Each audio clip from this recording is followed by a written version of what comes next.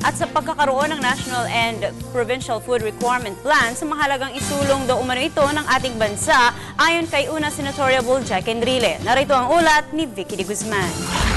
Naniniwala si Senatorial Candidate Jack Enrile na sa pamamagitan ng pagkaroon ng taunang National and Provincial Food Requirement Plans ay malalaman ang potensyal ng agrikultura sa iba't ibang lugar at dahil dito magkakaroon ng mas angkop na mga plano upang ito ay mapatatag pa. Dagdag pa niya sa pamamagitan nito, sa kalaunan ay magkakaroon na ng kakayahan ang mga mamamayan na mapakain ang sariling pamilya.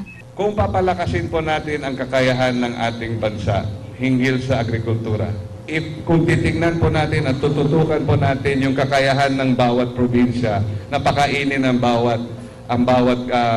kanilang mamamayan, kung magkakaroon po tayo ng Provincial Food Requirement Plan, kung magkakaroon po tayo ng National Requirement Plan, malalaman po natin kung alin yung mga areas na malakas ang ating agrikultura at alin yung nauhuli. At magagawan po natin na tamang programa taon-taon pag may National Food Requirement Plan every year para sa ganun maging mas mataas ang ating kapasidad sa agrikultura, ang ating productivity, at mas mapapatibay natin ang capability ng bawat probinsya na pakainin ng kanilang mamamayan. Sabi pa niya, makakatulong umano ng malaki sa agrikultura ang pagsagot ng pamahalaan sa production costs ng mga magsasaka. Ang kailangan hanapin natin yung balanse.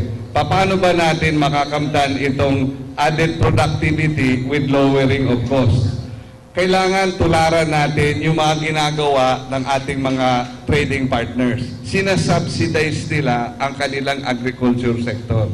Kaya sila nakakapagbenta ng mura dito dahil karamihan po ng production cost ng kanilang mga magsasaka, sinasagot po ng pamahalaan. Samantala sa usaping kaguluhan sa Sabah, ninanais ni Enrile na wala ng buhay pa ang maidadamay. And I am praying and hoping that this can be resolved peacefully, and I am appealing to both governments, both the Philippine government and the Malaysian government, to exert all efforts to resolve this issue swiftly and peacefully. Samantala, naging panauhin naman din si Jack Enrile sa kagaganap lamang na 6th Mindanao Indigenous Peoples Convention, 2nd ATM Annual Assembly and 1st Bangsamoro Highlanders Mindanao Summit sa Davao City kahapon. Para sa Telebisyon ng Bayan, Vicky de Guzman.